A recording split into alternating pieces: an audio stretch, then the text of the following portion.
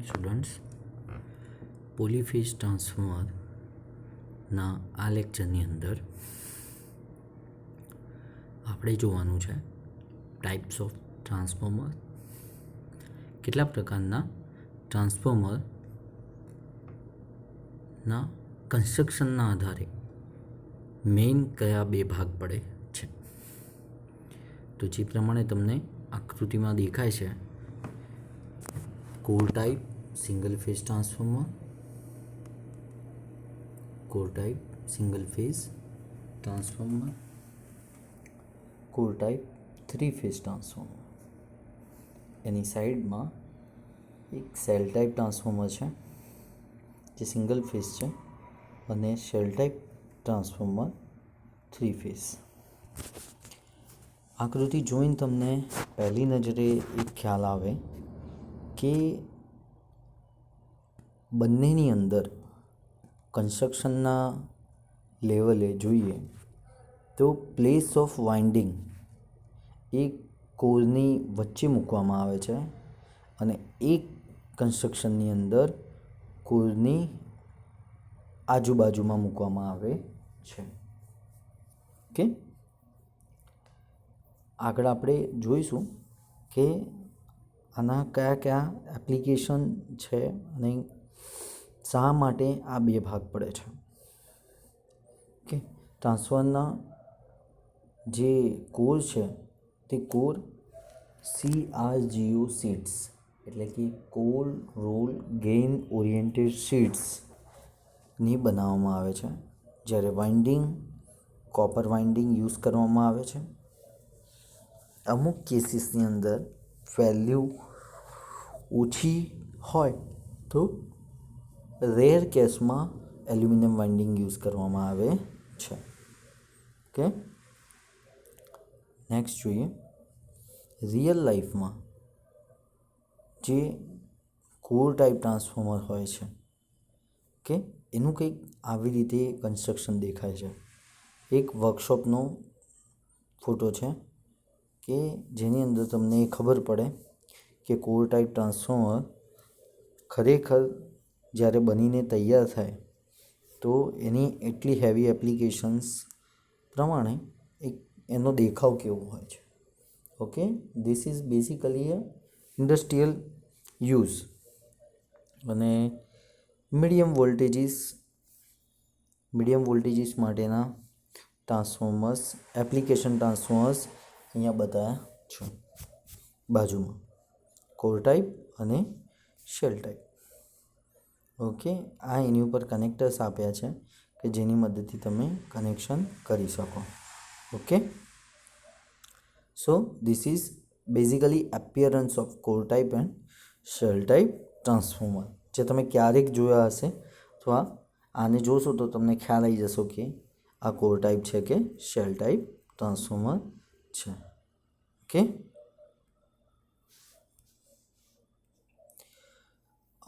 ત્રણ માર્ક્સની અંદર જીટીયુમાં પૂછાતો પ્રશ્ન છે કે what is the comparison between core type transformer shell type transformer.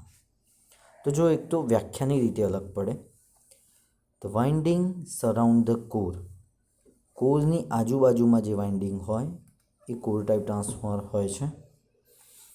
The core surround the winding, જેની અંદર વાઇન્ડિંગની આજુબાજુમાં કોર હોય તો તે શેલ ટાઈપ ટ્રાન્સફોર્મર હોય છે. The lamination cut in the form of L shape, જે લેમિનેશન શીટ્સ યુઝ થાય છે કોર માટેની તે કોર ટાઈપમાં એલ ટાઈપ યુઝ થાય છે, જ્યારે શેલ ટાઈપમાં ઈ અને એલ ટાઈપના યુઝ થાય છે. ક્રોસ સેક્શન જાડાઈ અથવા તો એનો શેપ કેવો હોય તો સ્ક્વેર ઓર ક્રુસિફોર્મ. ઓકે, જ્યારે the cross section is in rectangular shape, shell type હંમેશા રેક્ટેન્ગ્યુલર શેપમાં હોય છે. કોપર રિક્વાયર ઇઝ મોર, આની અંદર જે કોપર વપરાય છે કોર ટાઈપમાં એ વધુ હોય છે, જ્યારે શેલ ટાઈપમાં ઓછું યુઝ થાય છે. ઓકે, આનું બીજું નામ છે કોન્સેન્ટ્રિક વાઇન્ડિંગ ઓર સિલિન્ડ્રિકલ વાઇન્ડિંગ, જ્યારે શેલ ટાઈપનું નામ છે સેન્ડવિચ ઓર ડિસ્ક વાઇન્ડિંગ. ઓકે, આની અંદર લિમ્બ જે હોય છે તે 2 હોય છે, જ્યારે શેલ ટાઈપમાં 3 હોય છે. હવે તમારા મનમાં એમ થશે કે લિમ્બ એટલે શું? તો લિમ્બ એટલે ટ્રાન્સફોર્મરના કન્સ્ટ્રક્શનની અંદર જે આડો ભાગ હોય છે તેને લિમ્બ તરીકે ઓળખવામાં આવે છે. ઓકે, એટલે શેલ ટાઈપમાં તમને 2 જોવા મળશે અને કોર ટાઈપમાં એ 3 હોય છે. ઓકે, 3 ફેઝની જો વાત કરીએ તો એટલે કન્સ્ટ્રક્શનના આધારે તમે કહી શકો કે અરાઉન્ડ 7 પોઈન્ટ થાય છે, જે 3 માર્ક્સની અંદર જીટીની અંદર આઈએમપી છે આ પ્રશ્ન, કે જે પૂછાય છે કે what is the basic comparison of core type and shell type transformer kindly sad.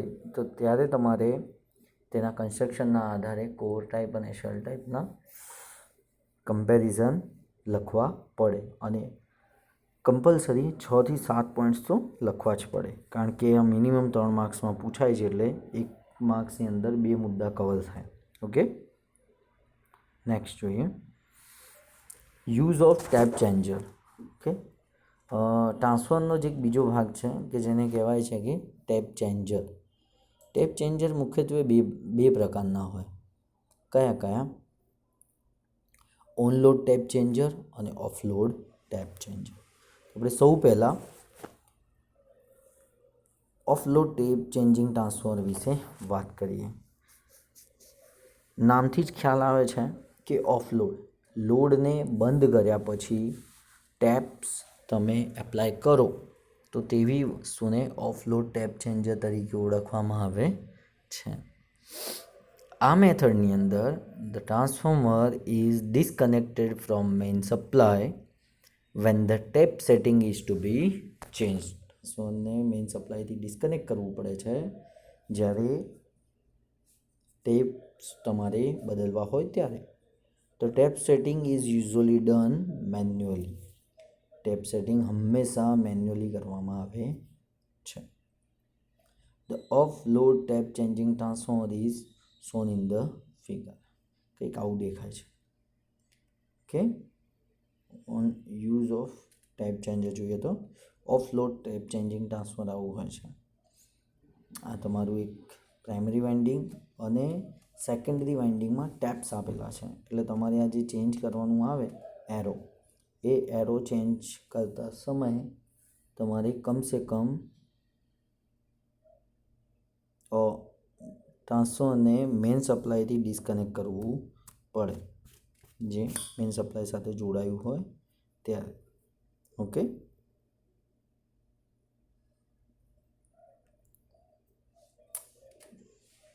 અહીંયા એક આકૃતિ દર્શાવી છે, એ આકૃતિ કઈ રીતે વર્ક કરે છે તે બતાવે છે ઓફલોડ ટેપ ચેન્જર. જો ઇનપુટ વોલ્ટેજ એ તમારો છે Vin, ઇનપુટ વોલ્ટેજ છે Vin પ્રાઇમરીમાં તમે આપ્યો.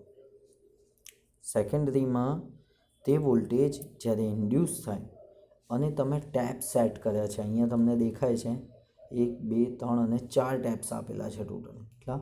4. તો જ્યારે તમે પહેલાં 2 ટેપ્સની વચ્ચે વોલ્ટેજ મેઝર કરશો તો તમને 0.8 ઇનપુટ વોલ્ટેજના 0.8 વેલ્યુ મળશે. પહેલાં અને ત્રીજાની વચ્ચે તમને 0.5 મળશે, એટલે કે હાફ એપ્લાઇડ વોલ્ટેજના હાફ વેલ્યુ તમને આટલાની વચ્ચે મળે. જ્યારે ટોટલની વચ્ચે તમે મેઝર કરો તો તમને મળે અપ્લાઇડ ટોટલ વોલ્ટેજીસ. ઓકે, એટલે ટોટલ 4 સ્ટેપ્સ છે, 25%, 50% એન્ડ 100%. સમજાયું? 25, 50 એન્ડ 100%. તો આ રીતે તમે ટેપ ચેન્જિંગની મદદથી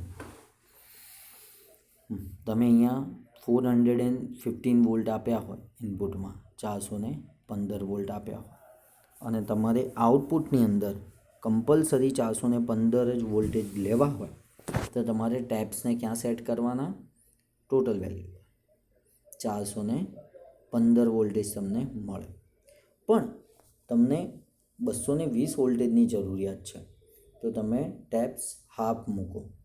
હાફ ટેપ મૂકશો તો શું થશે? 415ના અડધા એટલે કે અરાઉન્ડ 207 વોલ્ટ જેટલું તમને અહીંયા મળશે. પણ કોઈક એપ્લિકેશન એવી છે કે જેની અંદર તમારે સૌથી ઓછા વોલ્ટેજીસ જોઈએ છે, ચોથા ભાગના 105 વોલ્ટ અરાઉન્ડ, તો તમારે આ બે ટેપનો જ ઉપયોગ કરવાનો રહેશે. આ રીતે તમે એક જ ટ્રાન્સફોર્મરની અંદર અલગ અલગ ટેપિંગ આપીને તમને જોઈતા વોલ્ટેજીસ પણ મેળવી શકો.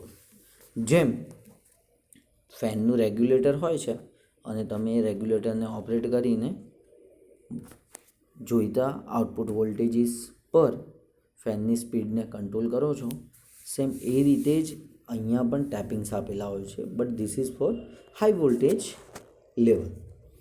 આ ઇન્ડસ્ટ્રીયલ એપ્લિકેશન તો તમે કહી શકો કે જ્યારે લોડની ડિમાન્ડ અચાનકથી વધી જતી હોય અથવા અચાનકથી ઘટી જતી હોય તો એ વસ્તુને પહોંચી વળવા માટે કંપનીઝ ઓનલોડ ટેપ ચેન્જર અથવા ઓફલોડ ટેપ ચેન્જરનો ઉપયોગ કરતી હોય છે. આ વસ્તુની એપ્લિકેશન ખાસ ધ્યાન રાખજો કે ટ્રાન્સફોર્મરની અંદર ઓનલોડ ટેપ ચેન્જર શું છે. શોર્ટ ફોર્મમાં આને OLTCના નામે ઓળખવામાં આવે છે, ઓનલોડ ટેપ ચેન્જર. ઓકે, આ આપણે જે વાત કરી તે અત્યારે આની સર્કિટની રચના જોઈ કે કેવી રીતે તમને 100% વોલ્ટેજીસ, 50% વોલ્ટેજીસ અને 25% વોલ્ટેજીસ મળે છે. બટ આનો નાનો બીજો એક ભાગ છે જે છે ઓફલોડ કર્યા સિવાય, એટલે ટ્રાન્સફોર્મરથી ને તમારે મેઇન સપ્લાયથી ડિસ્કનેક્ટ કરવાની જરૂર રહેતી નથી અને તમે સીધા આઉટપુટના વોલ્ટેજીસને ચેન્જ કરી શકો છો. તો તેવી રચનાને ઓનલોડ ટેપ ચેન્જર તરીકે ઓળખવામાં આવે છે. ઓનલોડ ટેપ ચેન્જરની અંદર same construction wise HV winding અને LV વાઇન્ડિંગ હોય છે, બટ રિએક્ટર જોડેલું હોય છે. રિએક્ટર એટલે એક પ્રકારનું ઇન્ડક્ટર કે જે ટ્રાન્સફોર્મરના વાઇન્ડિંગના રિએક્ટન્સને બેલેન્સ કરવા માટે, મેગ્નેટાઇઝિંગ કરંટને બેલેન્સ કરવા માટે કનેક્ટ કરવામાં આવે છે. ઓકે, આ રચનામાં તમે જોશો V1 ઇઝ આપણો supplied voltage. Okay, HV winding reactor સાથે ડાયવર્ટર સ્વિચ લગાડેલી છે. ઓકે, રિએક્ટર આને કહેવાય. આ તમારા બે રિએક્ટર છે. Okay, diverter switch. ટેપ્સ અહીંયા આપ્યા છે 1, 2 એન્ડ 3. તમારે કયા સ્ટેપ્સ ઉપર મૂકવું છે તો તમને દેખાય છે LV વાઇન્ડિંગ એટલે V2. ઓકે, આ V2 છે. હવે સપોઝ ધેટ કે તમે અત્યારે ટેપ્સ થર્ડ ઉપર મૂકો છો. થર્ડ ઉપર મૂકો તો હાફ વાઇન્ડિંગ કવર થાય. તો જ્યારે V2નો સપ્લાય વોલ્ટેજ આવે તો એના લીધે ત્રીજા ભાગ જેટલું તમને વોલ્ટેજીસ ઇન્ડ્યુસ થાય અને એના કારણે તમને circuit through HV વાઇન્ડિંગની એક્રોસમાં V1 voltage કેટલો મળે? હાફ. સેકન્ડ ટેપિંગ મૂકો તો તમને કેટલું મળે? 75%. ફર્સ્ટ મૂકો તો 100%. એટલે આ તમે કહી શકો કે એક પ્રકારનું સ્ટેપ અપ ટ્રાન્સફોર્મર છે. સ્ટેપ અપ ટ્રાન્સફોર્મરની અંદર કેવું હોય કે જે પ્રાઇમરી વાઇન્ડિંગ છે તે પ્રાઇમરી વાઇન્ડિંગના ટર્ન્સ ઓછા હોય અને સેકન્ડરી વાઇન્ડિંગના ટર્ન્સ વધારે હોય છે. તો આવા ટ્રાન્સફોર્મરને સ્ટેપ અપ ટ્રાન્સફોર્મર તરીકે ઓળખવામાં આવે છે. ઓકે, સેમ આનાથી ઉલટું જો પ્રાઇમરીના ટર્ન્સ સેકન્ડરીના ટર્ન્સ ઓછા હોય અને પ્રાઇમરી વાઇન્ડિંગના ટર્મ્સ વધારે હોય તો એને શું કહેવાય? સ્ટેપ ડાઉન ટ્રાન્સફોર્મર તરીકે ઓળખવાય છે. એટલે ઓન લોડ ટેપ ચેન્જરની કન્સ્ટ્રક્શન અથવા રચના તમે જુઓ તો તમને બે વસ્તુ ક્લિયર કરે, step up and step down in terms of voltages. તમારે અલ્ટિમેટલી તમારે વોલ્ટેજીસને જ પ્લસ ઓર માઇનસ કરવા છે. ઓકે, ટ્રાન્સફોર્મરની એફિશિયન્સી પૂછાય ક્યારે પણ તમને, જે એફિશિયન્સી કાર્યક્ષમતા, તો હંમેશા આ એક વસ્તુનું ધ્યાન રાખજો કે એફિશિયન્સી ટ્રાન્સફોર્મરની 99.99% જેટલી હોય છે. હવે એનું રીઝન શું છે? તો first of all, transformer is basically a static device, એક જાતનું સ્ટેટિક ડિવાઇસ છે જેની અંદર કોઈપણ પ્રકારના rotating wear and tear losses થતા નથી. ત્યારબાદ જેટલા પણ મટીરિયલ્સ આની અંદર યુઝ કરવામાં આવે છે તે હાઈ એન્ડ મટીરિયલ્સના કારણે તેની અંદર કોઈપણ પ્રકારના જે પણ લોસીસ થતા હોય છે, આયર્ન લોસીસ, કોલ લોસીસ, તે આપણે મિનિમમ કરવાનો ટ્રાય કરીએ છીએ, ઓછામાં ઓછો, કારણ કે સૌથી વધુ ઉપયોગમાં લેવાતું ડિવાઇસ છે પાવર ડિસ્ટ્રીબ્યુશનની કમ્પેરિઝનમાં. પાવર ડિસ્ટ્રીબ્યુશન માટે સૌથી ઉપયોગી ડિવાઇસ છે. સો આ વસ્તુને કારણે તમે એવું કહી શકો છો કે જેટલા પણ લેમિનેશન્સ યુઝ થાય છે તે પણ સ્ટાન્ડર્ડ્સ ટર્મ્સને ફોલો કરીને જ કરવામાં આવે છે. એટલે ટ્રાન્સફરની જે એફિશિયન્સી છે તે 99% અરાઉન્ડ હોય છે. ઓકે, આગળ જોઈએ. On load tap changing transformer in order that supply may not be interrupted. On લોડની અંદર સપ્લાયથી ડિસ્કનેક્ટ કરવામાં આવતું નથી ટ્રાન્સફોર્મરને. Such a transformer is known as on-load tape changing transformer. While taping, two essential conditions are to be fulfilled. બે ખૂબ જ અગત્યની કન્ડિશન્સને fulfil કરવામાં આવે છે. The load circuit should not be broken to avoid arcing. લોડની જે સર્કિટ છે એ ક્યારે પણ બ્રેક કરવામાં આવતી નથી, to prevent the damage of the contacts. The parts of the winding should be short circuited while adjusting the tap. અને કોઈ પણ પાર્ટ્સ જે વાઇન્ડિંગનું હોય છે એ પણ the parts of the winding should be short circuited while adjusting the tap. ટેપને જ્યારે adjust કરીએ છીએ ત્યારે ખાસ ધ્યાન રાખવાનું કે વાઇન્ડિંગ્સના કોઈ બી પાર્ટને શોર્ટ કરવામાં આવતું નથી. Methods of tap changing in on load. On load process જ્યારે ફૂલફિલ કરવામાં આવતી હોય ત્યારે આ મેથડ ફોલો કરવામાં આવે છે. The tap changing employing a centre tap reactor જોડવામાં આવે છે, જે આકૃતિમાં બતાવ્યું આપણે. Here S is the switch diverter and select the switch is provided on the position of 1, 2 and 3. The transformer is in operation with switches 1 and S closed. To change the at tap 2, switch S is open and 2 is closed. જ્યારે ટ્રાન્સફોર્મરને પહેલા સ્ટેજથી બીજા tap ઉપર લાવવામાં આવે છે ત્યારે switch 1ને open કરવાની અને સ્વિચ 2ને ક્લોઝ કરવાની. Switch 1 is then open and S is closed to complete the tap changing. It is to be noted that the diverter switch operates on load. સાથે સાથે ખાસ ધ્યાન રાખવાનું કે ડાયવર્ટર સ્વિચ પણ ઓન લોડ જ operate થાય છે અને no current flows in the selector switches during tap changing. Tap changing કરો ત્યારે કોઈપણ જાતનો કરંટ પસાર થવો જોઈએ નહીં. During the tap changing only half of the reactance which limits. એટલે જ આપણે રિએક્ટર ત્યાં પ્લેસ કર્યું છે, કારણ કે મેગ્નેટાઇઝિંગ કરંટ ફ્લો થાય તો તેના પ્રોટેક્શન માટે. It is to be noted that the diverter switch operates on load. No current flows during tapping. Tapping સમયે સિલેક્ટર સ્વિચમાંથી કોઈપણ પ્રકારનો કરંટ ફ્લો થવો જોઈએ નહીં. ઓકે, આજના લેક્ચર માટે આટલું જ. Thank you.